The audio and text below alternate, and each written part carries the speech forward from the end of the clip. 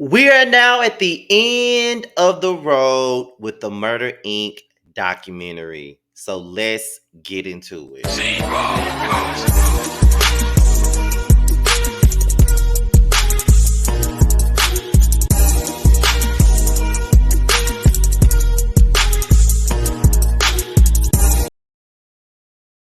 What's good, everybody? This is your boy Scotty by Nature TV, and we're here for another review of the Murder Inc. story. Yes, we have come to the end of the road, and I must say that this was one of the most informative, entertaining documentaries that I have ever watched in my life.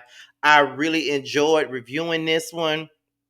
I had a whole lot of fun reviewing this. Like, I was genuinely enthused by it. I loved every second of it. I enjoyed it. Okay, I really enjoyed it. So thank you to everybody that tuned in. And I want to just say, for those of you, because there have been people that commented on here and said, I wasn't even gonna watch this Murder Inc. documentary, but once I seen your reviews on it, it made me want to watch it. So for those of you who said that, who felt like my reviews of the documentary made you want to watch, I really appreciate you guys for that. I really do, because I really feel like these reviews were my best ones. You know what I mean? Like, these reviews have been some of the best reviews I've done all year, pretty much. You know what I'm saying? So I definitely enjoyed doing reviews on this show. Most definitely. So before we get into this review, let's get into what we got coming up. Okay. Now, be sure to tune in on Friday night, which is 2 nights away, for Boys Night Out. We come back at 9:30 Eastern Time on Friday night. Yes, indeed. We're going to get into some things. We're going to get into some fun, shade, entertainment, a little bit of mess, maybe some informative conversation. You know what I'm saying? So we're going to get into all of that tonight, Friday night, I'm sorry, on Boys Night Out. Also, be on the lookout next Wednesday, a week from today. We will be returning with Roast and Review. Myself, T, and Josiah, we will be back to cover Love and Marriage Huntsville. So y'all be on the lookout for that. And also, Josiah will be reviewing Love and Marriage Huntsville this season. So y'all better tune in to my boy's reviews. Y'all say you love him so much. Go over and support his channel. And if you have not supported him yet, y'all need to go over there and subscribe, because my boy is on the way. Also, I'm thinking about doing an open panel on Sunday afternoons for Love and Marriage Huntsville, where I do a live and I let some of the people that watch the show come on and give their opinions on what they felt like happened on the show. So I'm definitely open to doing that again. So yes, be on the lookout for all of that. So that is all that we got coming up next on the Scotty by Nature TV thing. Also, I'm about to start vetting my people for the second season of Who Was Wrong. I already got my list ready. I'm probably gonna have to make some corrections to that list though. But I got most of the people that I want on the list, and I'm about to start vetting them and put down a bunch of TV beeps or whatever that you may have felt like, some TV beefs. I might, do some movie beefs, stuff like that. I feel like I got my list together for who I want to participate, but I need to make my list for all of the reality beefs or movie beefs or whatever that occurred that needs to be discussed. Okay. So we're going to do all that soon. Okay. So I'll be vetting them out soon. So let's go ahead and get into the review for the Murder Inc. story, and we'll pick up where we left off last week. Now he's in court. He's looking at 20 years in jail, pretty much, over something that he had nothing to do with. The people want him to pretty much tell on Supreme, and he said he ain't telling on Supreme. That's his boy from back in the Gap. He not gonna tell on him. He not gonna do none of that. He's not gonna snitch on his friend. That's just something that he not gonna do, and I definitely understand that. Ja Rule said they want him to tell on Preem, and they want him to be involved with this situation, but there's nothing to tell because he's not a part of the Supreme team. He is friends with Supreme. He got his own record label. He's trying to get, Supreme out of the hood. So at this particular point, he's not a part of the Supreme team. So he don't know what they got going on over there. But because he friends with the dude, they want to place this upon him. That's the only reason why they're doing it. So, I mean, that's pretty much what it is. So now we get into all the hip hop community support that they got from this situation. Like they said, Nas was at the courthouse, Russell Simmons was at the courthouse, Jay-Z was at the courthouse, Dame Dash was at the courthouse. Everybody was at the courthouse ready to support Irv Gotti in this situation. So everybody was supporting him. But what was crazy was his sister was doing some bookkeeping. She was backing up everything. Every single check that they had, she knew where it was. She got the copies of it when they were gambling. She had the copies. Like she had copies of every single thing. And I'm thinking, if it wasn't for the sister, having all of these documents, they probably would have got caught up in some shit that had nothing to do with them. Like that's pretty much what it was. And they was trying to make it seem like this man was friends with Supreme, which he was. But they were trying to make it seem like he was on a Supreme team. He funded Murder Inc. with drug money, and that's why he got what he got. When in all reality, the record label was the ones that gave him the funds for the record deal. Hell, they gave him the record deal, gave him the money to put into the record deal, and did all of that. He did it the right way. He didn't go out and get no drug money and say, okay, I'm going to do a record label. Like, he had it the right way. Honestly, he did it the right fucking way. That's the way he was supposed to do it. That was the way he was supposed to do it. So can't nobody say he did it the wrong way, because he didn't. And then it's like they were just trying to pin anything, get anybody to say whatever it is that they needed for them to say so they can have a case. So it's time for the verdict. The verdict comes out to be not guilty. So Irv Gotti and his brother Chris were found not guilty. They had nothing to do with nothing. They were going out of the courtroom. They were happy about it. But even though the verdict was not guilty, people still didn't want to fuck with them. Like, people still didn't want to fuck with them at all. People still felt as though this was some bullshit. People still felt as though, we're going to we're not gonna fuck with him. This is a stain. Like, we don't want this stain on us. So we finna drop him. So now Murder Inc. has no label. They have nobody to really work with him. They don't want to deal with him. They want to drop him. They don't want no parts of what he had going on. So at this point, Ashanti has decided to go with Universal. She's left. She don't want no parts. She's done with it. She didn't even work with no Murder Inc. producers on her album, The Declaration, which was one of her best albums, I must say. But she didn't want nothing to do with this. Like, she didn't want nothing to do with it. And, could we really be upset because she didn't want to have nothing to do with it? I mean, let's be honest. She didn't want nothing to do with it. And that's just what it is. Like, some people feel like things are a disloyalty card when you decide to move on and do things in your own way. I know that I was affiliated with certain people, and when shit started going into a direction that I didn't fucking care for, I fell the fuck back. People felt whatever way they wanted to feel about it, and that was fine. I really could care less about how they felt. I really didn't give a fuck about how they felt. Really, I didn't, because I'm doing this for me. See, I don't want to be involved in no chaos. See, I'm trying to grow and do bigger things. Like, Scotty by Nature TV, the brand is growing every single day. It's growing way faster than it did in the past. So I'm trying to do bigger things. I have interviews on the table with people. Like, I'm trying to get this thing out here to where I don't have to do nothing else but this. Now, I'm not saying I never work or none of that, but this could be my primary focus. Any other job I got can be my prime part-time focus. I mean, that's just what it is. I'm looking at the big picture. So I don't want that shit that don't have nothing to do with me to be placed upon me. So I decided to distance myself. That didn't mean I didn't love these folks, and that didn't mean that I didn't want nothing to do with them. I just didn't want nothing to do with the drama that they were partaking in and participating in and constantly being in. I didn't want nothing to do with that. So I moved myself back and I continued to do my own thing. So Ja Rule was done with music. He was over music. The love that he had for music was done. Leor offered Irv $1 million deal with Warner Brothers. Irv felt like that was a slap in the face. After all of the work he's done, after everything that he's done, all the people that he broke, like Jay-Z, DMX, all these people, Ja Rule, all these people, and you only offer me $1 million when I'm worth way more than $1 million. Universal came in and they offered him an $11 million deal for Murder Inc. He went with Universal. Leor was pissed about it. So now we got Lloyd. Lloyd drops.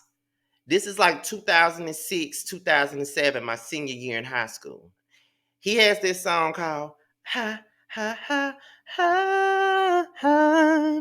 She's fine too, but I want you. I used to love that song. Featuring Lil Wayne, of course. Um, it went number one. They got the record to go number one. Lloyd dropped the album. He went gold within a month. So they thinking they finna have the number one album, and Leor calls Irv and says, don't think you won. Music Soul Child had just dropped. So Music Soul Child beat out Lloyd for the number one album by 2,000 copies. So Irv felt the way about it, and it was what it was. So by this point, it was like, okay, what we gonna do, Irv? What we gonna do, Irv? Like, we ain't got nothing going on. All we really got is Lloyd, and he's not no big seller like that. Like, yeah, he sold gold, yeah, he sold platinum, whatever, but it's nothing like it used to be. So he had to shut the label down. He fired everybody. He felt some type of way having to give these people their very last checks, and this is the last time they're gonna work. Like, he fired everybody. That's something that he had to do. That's not something that he wanted to do. That's something that he had to do, and it was very unfortunate. Then Ja Rule went to jail. He had to do time in Rikers Island before he went to a correctional facility, so he had to do some time. Then the former A&R lady, Darcelle, she lost her townhouse, and it was to the point to where she needed help. And her sister called Irv. Irv put her into the poker game for 4 years, but she was able to eat like that. She was able to get her money up. She was able to do this. She was able to do that. So after all of this, Irv gets into the TV thing. The music ain't working. I'm not really in the industry no more. So now I got to find me something else to do to get my bread up. So now I'm going into the TV thing, and now I got a big ass show on BET called Tales. We take a song and we make a whole story behind it. Now, me personally, I've never watched Tales, but I've heard that Tales was a very, very, very good show. I did hear it was a good show. So, and Tales actually comes on after the documentary goes off. You know what I'm saying? So I heard that it was a good show. No lie, I did. So everybody was saying, what is Irv's biggest downfall? And it's his big ass mouth. Irv says some bullshit that'll get him fucked up. Irv says some bullshit that will make people not want to fuck with him again. That's the type of time he be on. So it's just like, Irv, you need to watch your mouth. You just need to watch your mouth, and you need to stop it. You're good at what you do. Sometimes people don't realize that you good at what you do. You're very good at what you do. But you run your fucking mouth too much and you fuck it up. You good at what you do, but you fuck it up every time. Period. Okay. Then we go on to the recent beef with Ashanti. It's about her masters. She wants her masters back.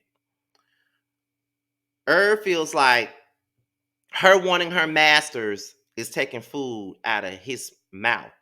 He never signed his artist to a 360 deal. Ashanti can go on tour and still get her money. However, the masters is all he got. So, so it's like that's how he feeds his families and stuff. And he feels like her asking for her masters is a big fuck you to him. Which in a sense, I don't think so. I mean, it's hers. Like, let her have what she wants. Charlemagne felt like, some part of me feels like Irv should just let Ashanti have her masters. Like, let's let these black artists have what they need. Like, let them have their masters. A lot of people go independent so they can own their masters. Like Remy Ma owns her masters. Keisha Cole owns her masters. A lot of people go independent so they can get their damn masters, because masters is money that's going to come for years to come. Make sure that their kids have something to eat. You know what I mean? Eat off of. You know what I'm saying? So that's money that's always gonna come through. But Irv Gotti feels like, that's mine. You can't have what's mine. That's my shit. You can't take my shit from me. That's how Irv Gotti sees it. So I don't know, but Ja was, Irv. She has Ashanti still has a relationship with Irv's brother Chris, but she doesn't have that relationship with Irv, and she'll probably never have that relationship with Irv. Ja Rule finds himself in the middle. Irv is his brother, Ashanti is his sister, and that's just the way it is for him. He still rocks with her. Irv signs a new deal with BET. He got shows coming out and doing all of this other stuff. So regardless of anything, um, through all the trials and the tribulations and the success and the non-success and the failures and everything under the sun, Irv Gotti was still able to prevail, and he was still able to do his thug thizzle, regardless of what anybody had to say. He was still able to do it. It's an inspirational story. I will say that. For people that want to do something, you're gonna have your highs and you're gonna have your lows. You know what I mean? And it's going to be a struggle doing anything that you anything that you're passionate about. It's going to be a struggle. You know what I'm saying? Anything that you're passionate about is going to be a struggle. I'm almost next month gonna make 12 years of me being on YouTube. 12 years. My channel did not take off until 2 years ago. And that's because I put real work into this shit now. I put real work into this. I don't think I'm bigger than what I am, because people look at you and you got 36,000 subs and they like, oh, you popular. Not really. Mildly popular at best, but I'm not popular yet. Until I get to where Color Me Pink is. Well, I feel like once you hit 50K, you popular. You know what I mean? Like, I'm mildly popular. That's all I can say. I'm mildly popular. Scotty Gang is everything to me. Like, I love it. So I wouldn't say that I'm popular. Moderate popularity is what I have. That's it. I don't think I'm bigger and better than nobody. I don't think that I'm some, people come to me for advice about YouTube all the time, like I'm some YouTube guru or something. But I only tell them what I know. You know what I mean? Like, I'm not a professor at this shit. Like, I don't act like I'm just, I'm not bigger and better than this shit. I can't tell you everything about it. All I can do is tell you what I've done. And anytime I tell you what I've done, tell people that's coming up on YouTube, because it's YouTubers that y'all probably have never heard of before. They're still trying to find their footing in this shit. And they come to me in my DMs. I just gave somebody some advice today. Come in my DMs and they ask me stuff all the time. And I always tell them exactly what I did to get myself back up. Because my channel made waves in 2013, but stopped in 2015. So I had a 5-year struggle of where I got stuck and stagnated and things of that nature. Didn't take off running until 2 years ago. And I'll talk more about that on my 12-year live. But I get them advice all the time, and I tell them exactly what I did. I said, now, that's just what happened for me. My methods may not be yours.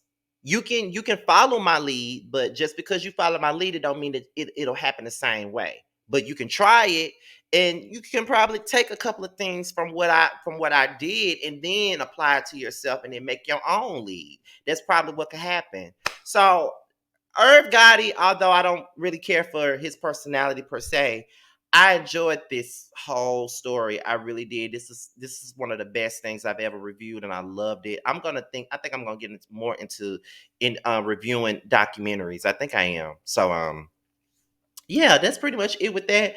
So y'all, with that being said, y'all, this be your boy Scotty by Nature TV. Be sure to like, rate, comment, subscribe, share this video, and also click on the notification bell so you can be notified whenever a video drops. If you want to follow me on any form of social media, my Twitter, my Instagram, and my TikTok will be down in the description box below. With that being said, I will leave you guys with the promo from Nova Cosmetics, and we are out here, y'all. Until the next one, I'll holler at y'all later. Peace out.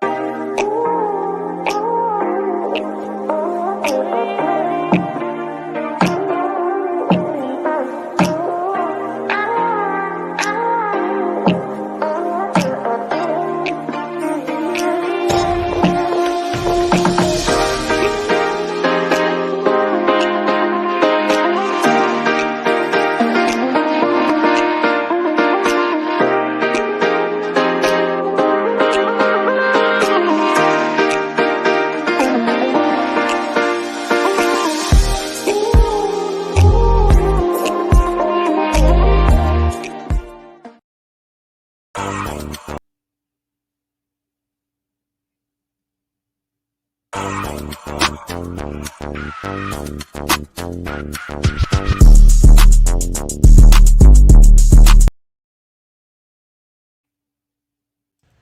up, guys? It's your boy Tramel. I just wanted to say that I have a new project that's out. It's called Mixed Feelings. It's on all streaming platforms.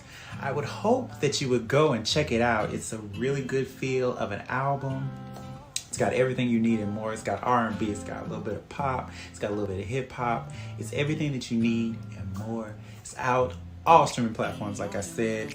Please check me out, and you can also follow me at IAM_Tramel. That's IAM_TRAMEL. Check me out. I hope to hear from you.